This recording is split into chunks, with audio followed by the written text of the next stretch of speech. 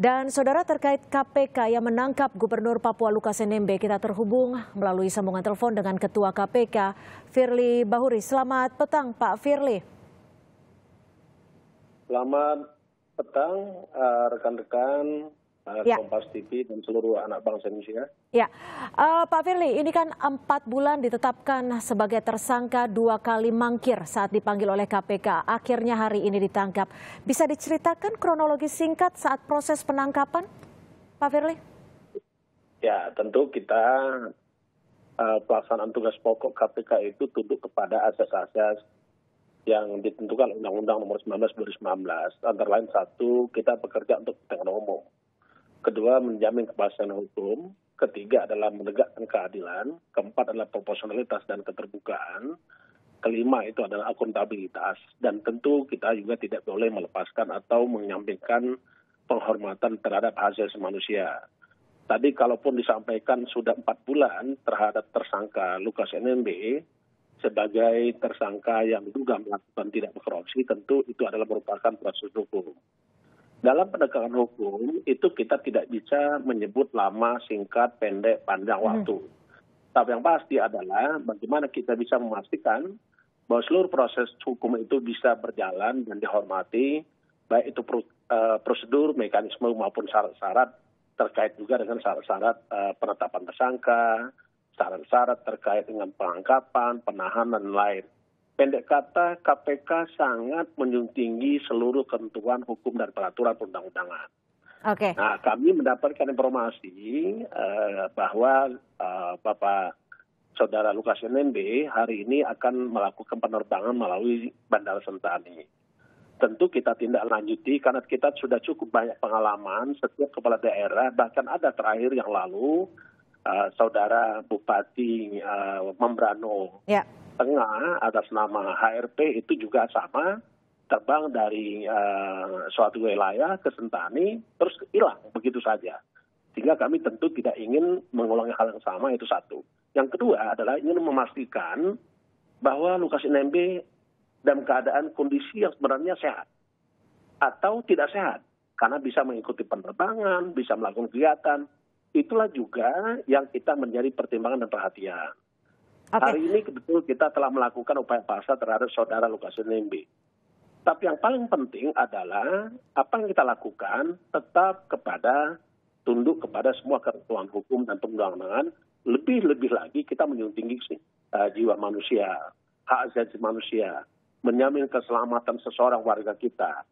Karena itu KPK betul-betul memastikan bahwa segala prosedur dilakukan sesuai dengan ketentuan undang-undang. Ya, tetap tunduk pada aturan hukum yang berlaku dan memastikan kesehatan Lukas NMB sudah siap untuk menjalani pemeriksaan. Selanjutnya langkah yang akan dilakukan KPK setelah Lukas NMB tiba yang kemungkinan malam ini, betul ya Pak ya? Apa yang akan? Memang beliau sudah berangkat dari Papua tadi 12.07 gitu waktu Indonesia Timur dan saat ini sudah sampai di Manado. Tentu kita akan menunggu kehadiran beliau sampai di Jakarta. Prosedur yang dilakukan tidak lepas dari ketentuan hukum.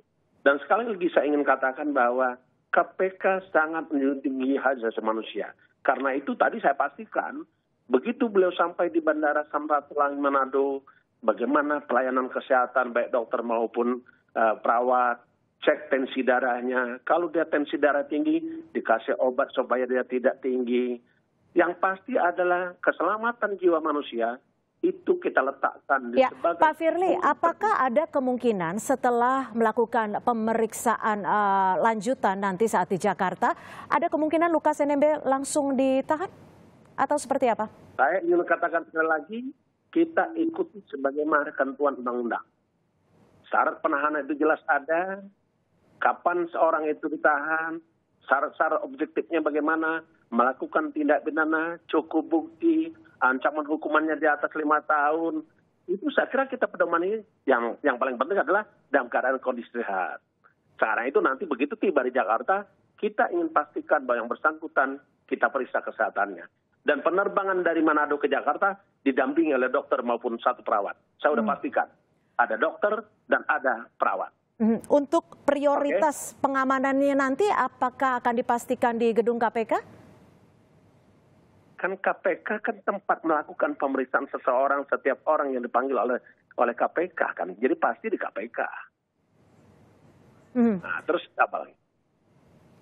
Baik, Pak Firly, singkat saja, apakah ada bentuk pengamanan yang diperketat di lokasi KPK malam ini? Kita tahu bahwa tadi siang cukup ada perlawanan dari pendukung Lukas NMB.